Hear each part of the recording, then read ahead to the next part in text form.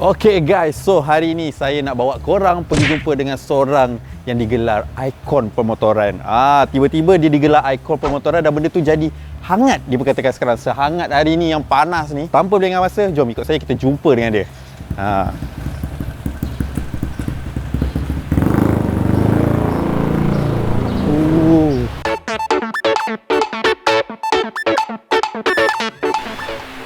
Dilarang masuk, kita masuk je. Assalamualaikum Stopa. Waalaikumsalam. Busy ke tu? Sikit lah. Kenapa orang panggil Stopa? Orang panggil Stopa sebab saya jadikan Stopa tu satu personal branding saya sendiri. Oh. Ini motor auto show, ini motor auto show, itu motor keluar ride jalan-jalan. Mahal tak kos buat motor ni? Boleh tahan. Yang ni dah buat lebih hampir 20,000 sebab daripada Ini asal 20,000 dia. Daripada asal dia bukan macam ni, kita buat dia jadi macam ni. Apa yang paling mahal lah dalam buat Paling mahal lah. 20,000 ni? Paling mahal dia 4 enjin lah. 4 enjin 4 enjin. So ni paling boleh pergi berapa jauh, berapa laju ni?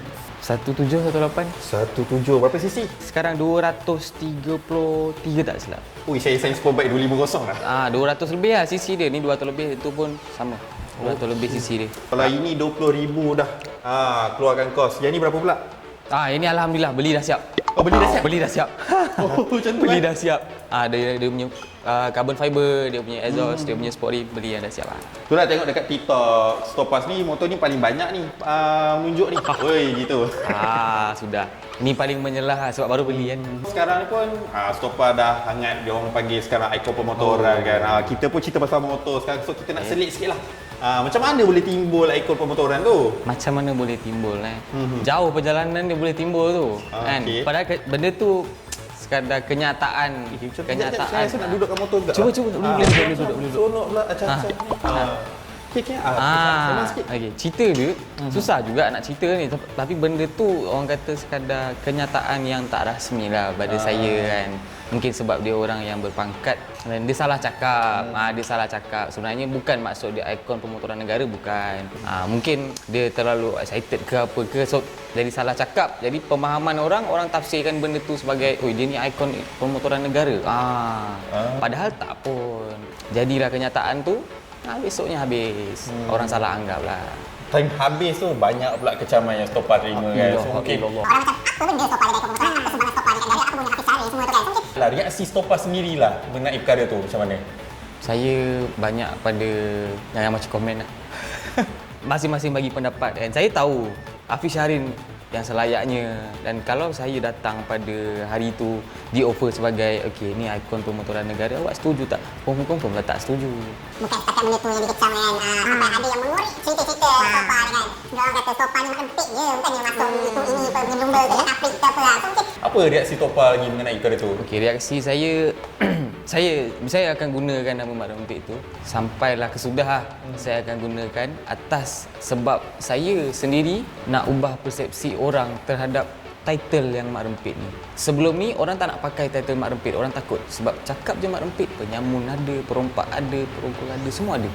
Tapi saya nak ubah persepsi masyarakat, nak ambil title Mak Rempit tu jadikan benda bagus. Maknanya orang cakap je Mak Rempit, ni pun Mak Rempit, sukses. So bila tengok macam Stopa kata minat kan, orang sanggup melaburkan macam ni lah, 20,000. Lepas tu yang ni beli siap terus tak tahu berapa ni? Ini tak, diorang cakap mahal lah. Yang carbon ni macam sisik-sisik ular sikit. So Stopa beli berapa? Terus siap? Saya beli 12,000. Oh ni 12,000. Kalau yang Waisuku ni ni macam Ni saya beli 6,500, saya buat habis dekat 15. 16, so total 20 ke? Lebih 20. Lebih ke. 20. Motor je 50,000. So orang kata dah boleh beli dah, sebiji Maidi boleh keluar dah ni. InsyaAllah.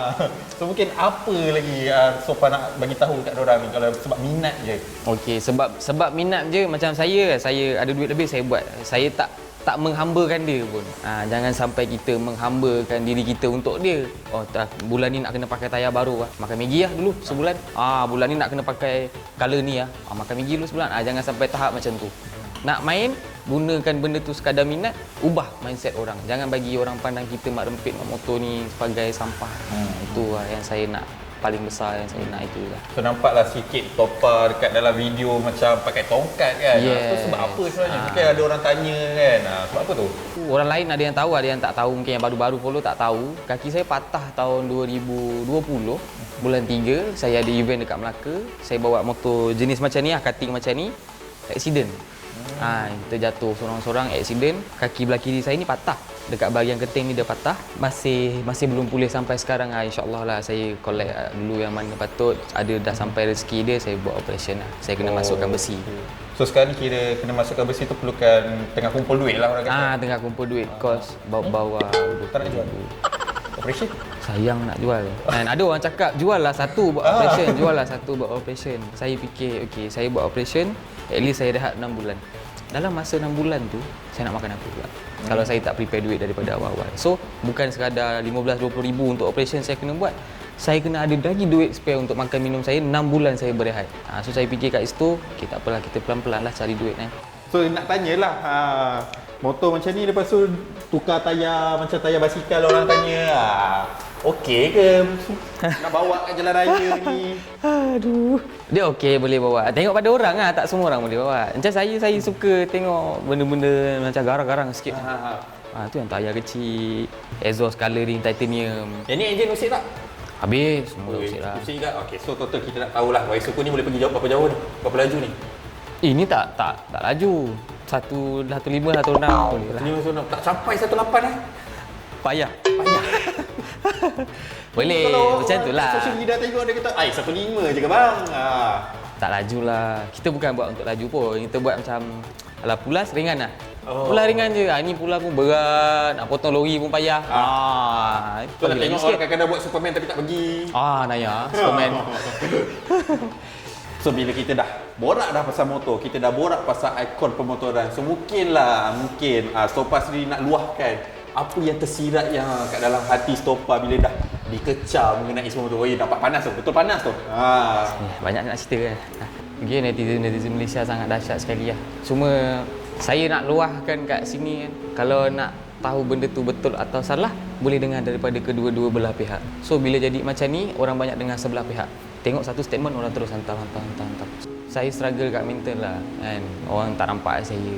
Dia ni tak koyak lah. Aku dah bagi dia ni kan. So kalau benda dah bagi kan, asal tak koyak dia ni. Dia ada sebab-sebab dia kenapa saya tak koyak. Sebab saya bukan jenis seorang yang perlu ambil tahu pasal komen-komen ni yang tak ada kena-mengena dengan saya. If diorang cakap kau tak layak pun jadi ikon, kau sepatutnya jadi mak rempit sampah macam tu je. Benda tu tak bagi apa-apa efek kat saya. Sebab apa? Kalau saya susah, once saya susah, ada tak diorang datang ramai-ramai macam sekarang? Tapi kita bukan siapa pun nak menilai orang tu. If dia buruk, cakap dengan dia, Kim, kau tak boleh buat challenge ni, more better lah daripada komen apa. Komen pun tak apa-apa. So last lah mungkin baru-baru ni tak pergi function mana-mana ke, tapi dipandang macam serong sikit kan, macam pandang budak ni yang jadi ikon pemotoran ni. Masa first event tak? Ada? First event okey dekat Kedah, Santai Anak Utara Raya. Lepas tu ada satu lagi event dekat Sepang, semua orang tahu kan. Ada satu video tu, saya duduk kat sini atas motor. Dia duduk tak jauh daripada saya, lebih kurang dalam 10 meter macam tu kan. Dia rakam saya, dia rakam kawan dia cakap, bodoh ni budak ni kan, kepala ayah dia lah. Dia belum kena jet lagi ni kalau kena jet ni mati budak ni kan. Macam tu. Saya balik, saya tengok video tu lah, Alhamdulillah. Sampai macam tu sekali. Itu paling teruk yang saya pernah rasa lah. Sampai family saya pun tengok benda-benda tu. Ada family nak suruh, dah lah tak payah main motor, tak payah nak buat motor dah ke kalau dah kena macam ni?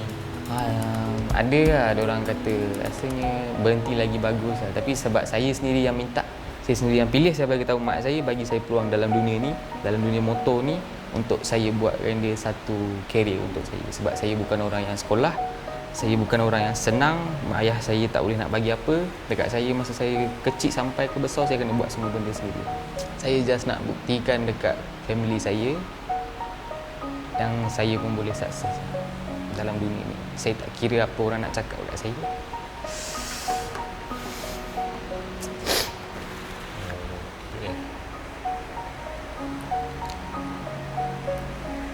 Saya dah tak kisah apa orang nak cakap kat saya.